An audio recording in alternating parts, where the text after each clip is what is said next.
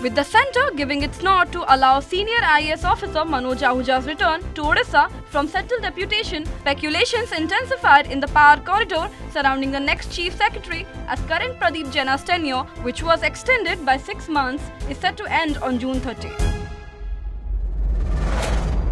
Though 1990 batch IAS officer Ahuja will retire after 6 months, he is considered a strong contender for the coveted post.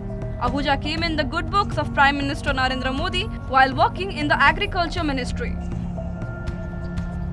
It is being said that Modi has agreed for Ahuja's return to Odisha to take forward the development model of the state by giving priority to agriculture.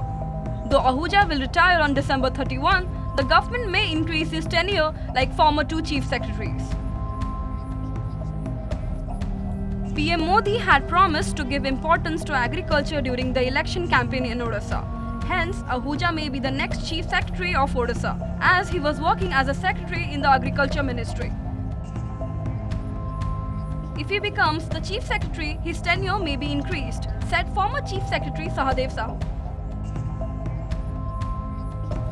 Meanwhile, current Chief Secretary Pradeep Jaina's tenure has been increased for 6 months. Many also believe that Jaina's tenure may be increased again. However, as a new government has been formed after 24 years, no clear picture in this regard has emerged yet.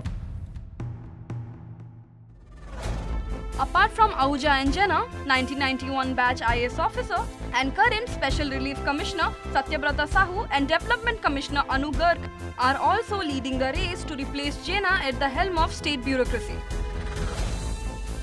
Moreover, the current Chief Electoral Officer of Odisha and 1993 batch IAS officer Nikunja Bihari Dhal has also emerged as another frontrunner in the race. Dhal has impressed by effectively managing the recently concluded 2024 general elections in an impartial manner.